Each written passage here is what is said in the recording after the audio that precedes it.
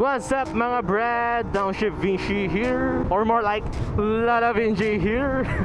Yes mga brad, Lalamove ulit tayo. Hindi ko alam kung ang pangalan ng episode na to, pang-6 na yata, pang-7. Gusto ko lang hingin yung mga suggestion nyo or opinion nyo regarding sa Lalamove story series ko na yan mga brad. Kasi natutuwa ako sa ginagawa ko na yan eh. Like, hindi mo kasi malalaman ko ng mga susunod na mangyayari. Kaya katulad ko, buong biyaya ko, may kinukuha ang booking. At the same time, surprise ko naman ng mga mangyayari sa akin, di ba? Kaya natutuwa ako sa series na yan. Pero kayo ba mga brad? Anong sa tingin nyo? But yun na ano, habang di pa tayo pwede mag-ride, habang di pa tayo pwede pumunta sa kung saan-saan, Lalamove muna tayo. Pero syempre, kapag pwede na, kapag maluwag na, kapag wala na tong pandemya, edi ride ulit tayo kasi katikitin na rin ako mag-ride eh. But ito nga mga brad, no, may pupuntahan ako dito sa may Bacoor kasi pabili service to. And then drop off ko sa may Bailen, Cavite. Yan ang kalayo, sa Bailen pa. Pero okay lang yan, kasi yan ang trabaho natin, di ba? So yun na mga brad, no, punta lang ako dito sa may Bacoor, pick up ng item, and then balitaan ko kayo mga sunod na mangyayari, okay? So yun mga brad, nakuha na natin yung item. Ito na, i-deliver na natin dun sa Bailen, Cavite. And pasensya na nga pala mga brad kung medyo low energy ako ngayon kasi sa totoo lang wala pa akong tulog. Wala pa natin na yung vlog ko na bumiyaya ako sa Kalamba, Laguna. Hanggang ngayon di pa rin kasi ako nakakatulog. Kulang akong pa ako sa tulog, parang gano'n. A few moments later.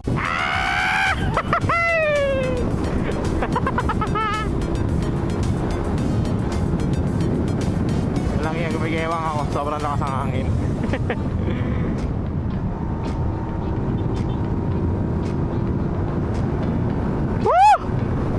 Namiss ko na yung ganitong ride, yun daw sobrang luwag, tapos nakapiga ka lang sa throttle.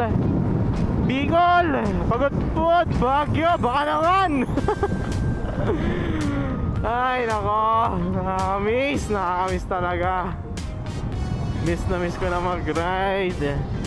Miss na miss ko na pumunta sa mga magagandang tanawin, sa mga malalawak na tamaan. Sa mga malalawak na tanawin. Tapos eto na mga brad, nakikita nyo na yung bundok. Ayan na yung Ternate, Cavite. Eto, Bataan, no? Kitang-kita, oh. Woo! Grabe. Nakakamiss. Kaya ulit tayo makakapag-ride. But gano'n pa man, oh. Dito na ako, malapit ako sa may Naik.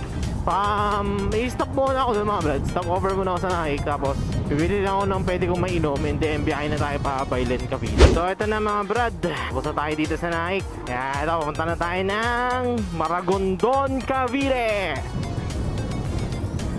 Welcome to Maragondon. Napa-turn left ako. Bakit kaya? Bale, sundan na lang natin yung mapa. Tal. Mukhang alam naman niya. Oo nga, ito, ganda ng daan dito. Ganda. Nice. Tara. Let's go. Diversion road siguro to or bagong daan to.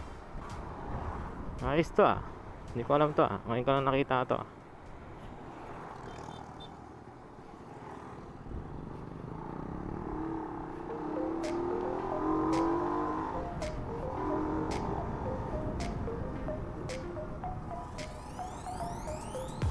Nice. Lakas mga probinsya ah. Ganda ng daan dito. Ayos to ah.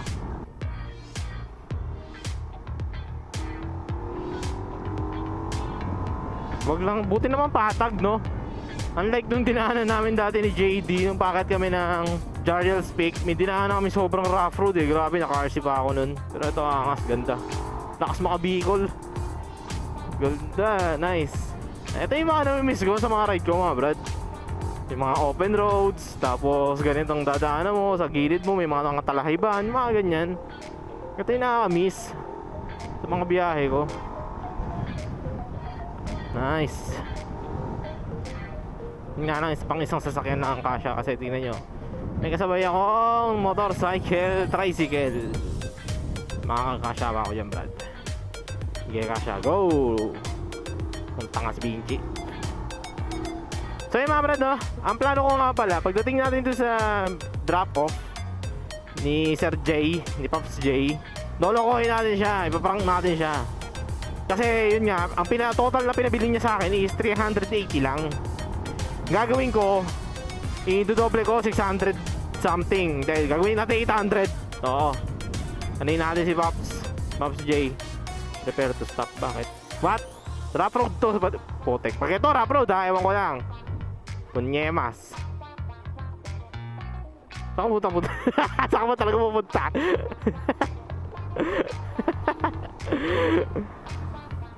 Oh no! Sure? Seryoso ba ito? Dito ako pinapadaan? Hindi, baka ito lang naman yung rough road kasi yung patag naman eh. Yo, let's go! Nice!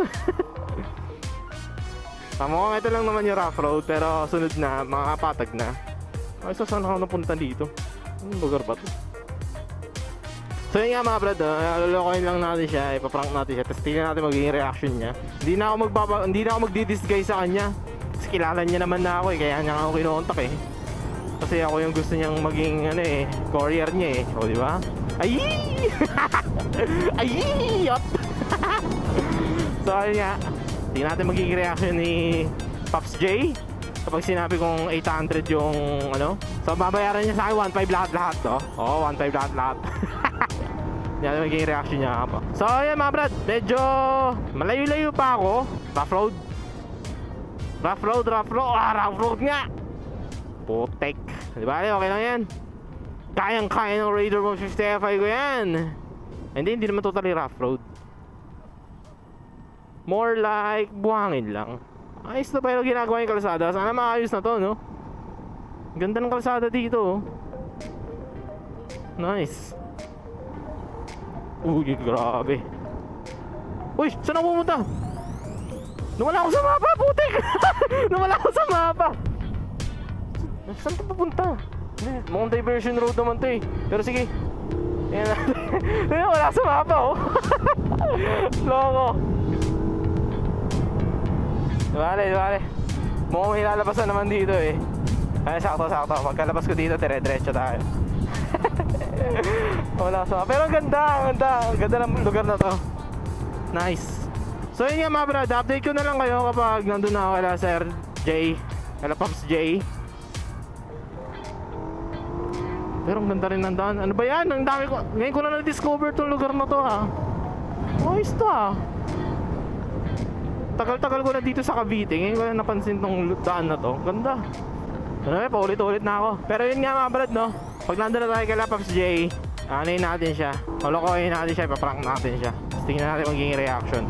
So update ko na lang kayo kapag nandun ako sa kanila, okay? 5 minutes later.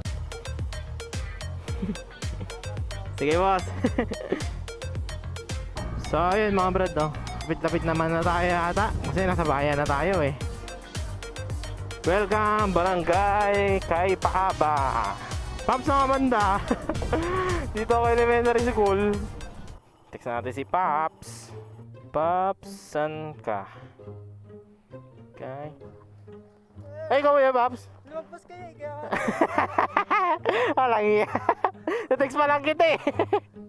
Tayo doon ka lang ba? Oo. Inabangan talaga ako. Visit. Pops, pasensya na kung inano ko pa sa Lalamove ba? Kasi Lalamove break nga kasi. Wala, ito na, pagkakataon mo! Wala. Ayaw kikita. So yun mga brad, nandito na ako kaso inabangan pala nila ako doon. Dito ako pumunta sa squill na to. Teka, kunin ko lang, Pops. Eto yun, no? Ayan yun. Bakit doon pa sa sa Bacoor? Ba't di na lang sa may Tansa? Kasi may Suzuki doon eh. So ano, Pops? 1.5. Oo. Oh, 1.5. Yan, lahat yan. 1.5. Oh no! Ano? Di, 1.5 proud. Oo. Bakit? Kasi 380 lang ito. Yeah. Kaso yung sa Lalamove kasi Pops eh. Hindi nyo na-send kanina? Hindi. Mukhang madali ako malis eh. No. Hindi, joke lang.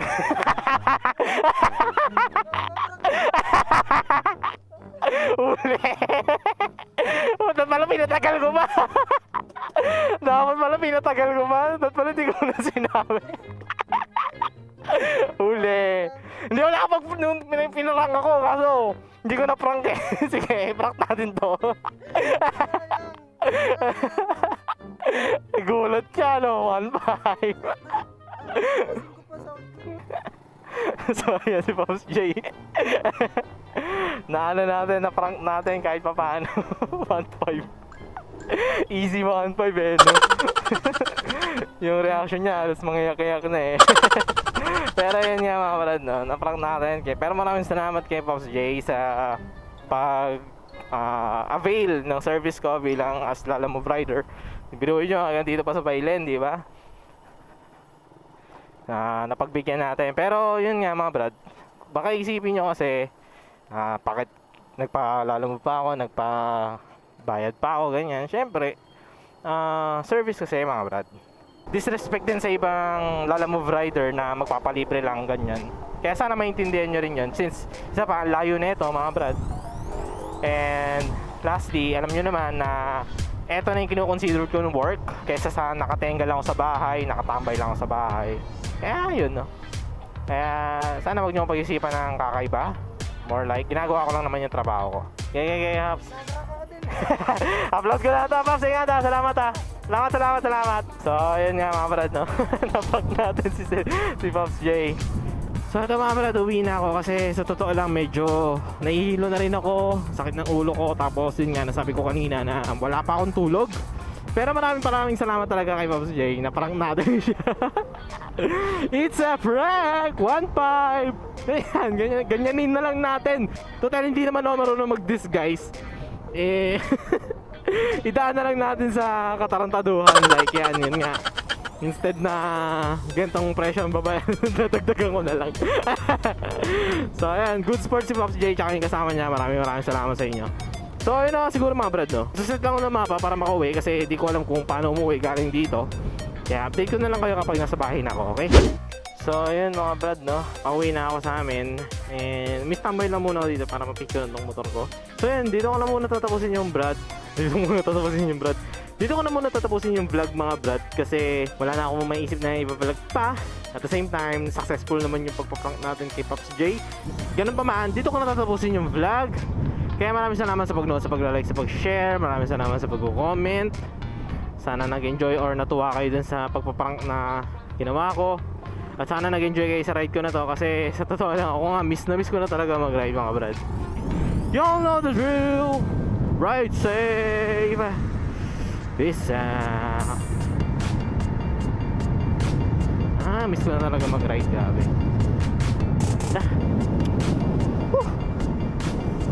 Kaya lang kaya ulit ako makapag-ride.